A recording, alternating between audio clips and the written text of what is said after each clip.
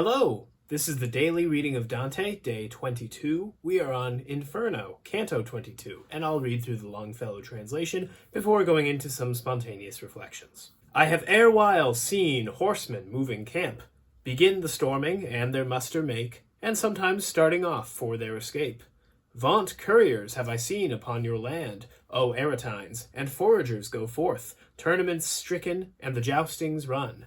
Sometimes with trumpets, and sometimes with bells, with kettle drums and signals of the castles, and with our own, and with outlandish things. But never yet with bagpipes so uncouth did I see horsemen move, nor infantry, nor ship by any sign of land or star. We went upon our way with the 10 demons. Ah, savage company!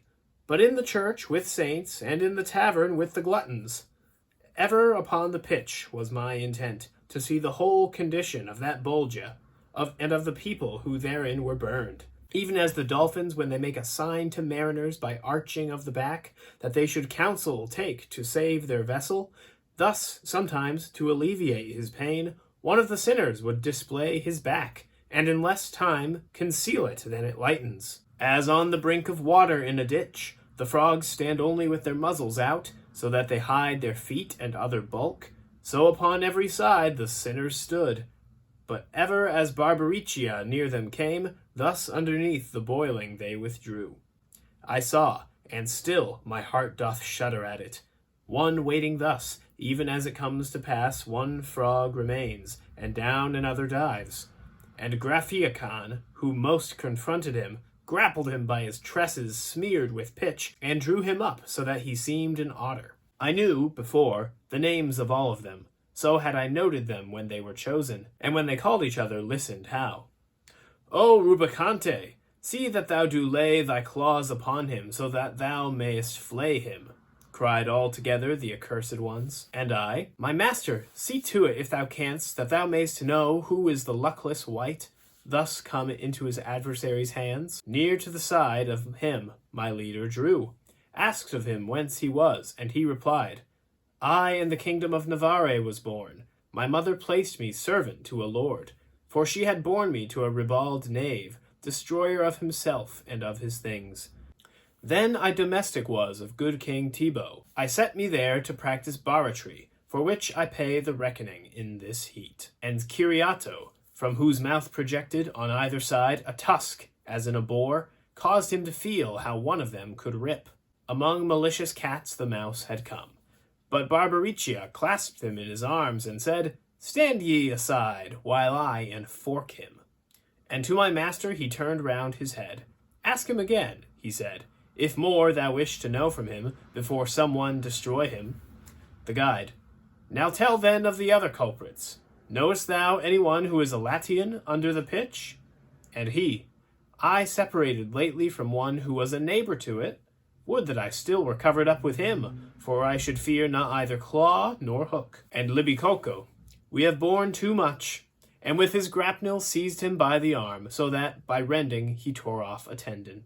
Eke Drahignazzo wished to pounce upon him down at the legs, whence their decurion turned round and round about with evil look.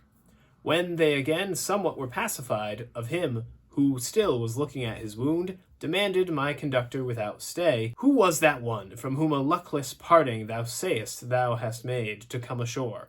And he replied, It was Friar Gomita, he of Galura, vessel of all fraud, who had the enemies of his lord in hand, and dealt so with them each exults thereat. Money he took, and let them smoothly off, as he says, and in other offices a barrator was he, not mean, but sovereign. For gathers with him one Don Michael Zunch of Logodoro, and of Sardinia to gossip, never do their tongues feel tired. Oh, me, see that one, how he grinds his teeth, still farther would I speak, but am afraid lest he scratch my itch be making ready. And the grand provost turned to Farfarello, who rolled his eyes about as if to strike, said, Stand aside there, thou malicious bird. If you desire either to see or hear, the terror-stricken recommenced thereon, Tuscans or Lombards, I will make them come. But let the Malebranche cease a little, so that these may not their revenges fear, and I, down sitting in this very place, for one that I am, will make 7 come. when I shall whistle, as our custom is to do whenever one of us comes out." Cognazzo, at these words, his muzzle lifted, shaking his head, and said, "Just hear the trick which he has thought of, down to throw himself." Whence he, who snares in great abundance had, responded, "I by far too cunning am, when I procure for mine a greater sadness." Alacon held not in, but running counter unto the rest, said to him, "If thou dive, I will not follow thee upon the gallop, but I will beat my wings above the pitch, the height be left, and be the bank a shield, to see if thou alone dost countervail us. O thou who readest, thou shalt hear new sport." Each to the other side, his eyes averted. He first, who most reluctant was to do it. The Navarrese selected well his time, planted his feet on land, and in a moment leaped, and released himself from their design. Whereat each one was suddenly stung with shame, but he most who was cause of the defeat. Therefore he moved, and cried, "Thou art overtaken." But little it availed, for wings could not outstrip the fear. The other one went under, and, flying, upward he his breast directed.